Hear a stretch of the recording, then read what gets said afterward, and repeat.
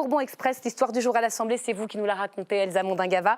C'est l'histoire d'un retour très controversé. Oui, ce soir, je vous raconte l'histoire d'un retour annoncé, reporté, finalement un retour surprise, un retour très contesté. Ce matin, les députés membres de la Commission des Affaires étrangères, ils étudient un rapport sur le corps diplomatique. Alors c'est très intéressant, mais pas de quoi non plus faire la une de tous les journaux, sauf que très vite, il y a un député dans la salle de commission qui va très vite attirer l'attention. Ce député, c'est lui, il est entouré en rouge à l'image, c'est Adrien Quatennens, député condamné pour violence conjugale. Il est suspendu de son groupe des Insoumis jusqu'au mois d'avril. Il siège donc à présent aujourd'hui parmi les non-inscrits et il était donc à cette réunion. Évidemment, à ce moment-là, une fois que l'information a fuité, tous les journalistes se sont pressés devant cette commission qui n'est pas ici dans l'enceinte de l'Assemblée nationale, elle est dans une rue juste derrière. Adrien Quatennens, on l'attendait, on le voyait présent bien en commission. On se demandait s'il allait sortir par une porte dérobée ou s'il allait passer devant la presse. Et bien un peu après 13h, il a décidé de venir, de passer et de répondre aux journalistes. Écoutez. Alors, Reculez, messieurs, dames, s'il vous plaît. Aujourd'hui. Pourquoi aujourd'hui? J'exerce mon travail de parlementaire, j'applique et respecte la décision prise par mon groupe politique. Voilà. Merci à tous et bonne journée. La majorité a posé une PPL pour que les personnes condamnées pour violence conjugale ne puissent pas l'accès du légitimité sous choc. Monsieur Quatennens.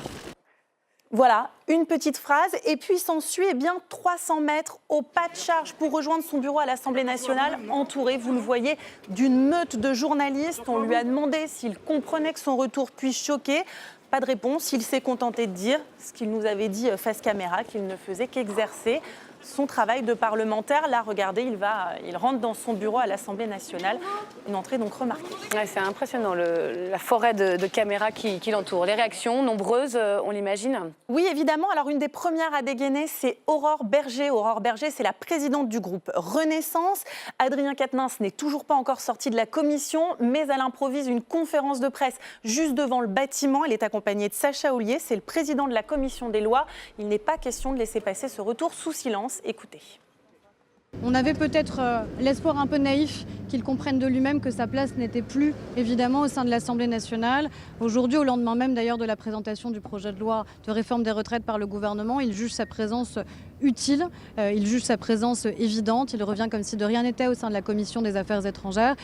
Il est une évidence pour nous encore une fois que sa place ne peut plus être à l'Assemblée nationale, ne doit plus l'être.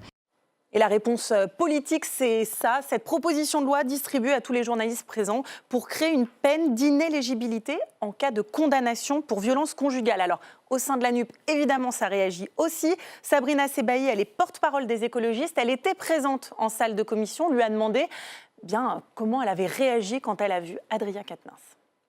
Quelle a été votre réaction quand vous avez vu Adrien Quatennens arriver dans la salle ? En réalité, j'ai été très étonnée parce que, on n'avait pas du tout eu vent d'un éventuel retour. Au contraire, encore hier, certains de ses collègues, de la France Insoumise, disaient qu'il valait mieux qu'il ne revienne pas immédiatement. Et là, c'était très étonnant de le voir revenir ce matin.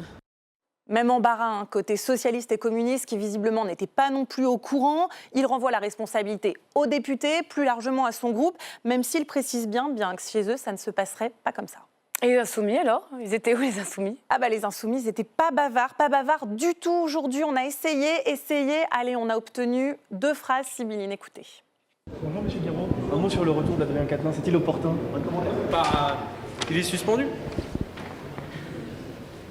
Effectivement, c'est bref. Ce retour, il gêne la gauche qui, elle, aurait voulu parler retraite toute la journée et pas du cas d'Adrien Quatennens.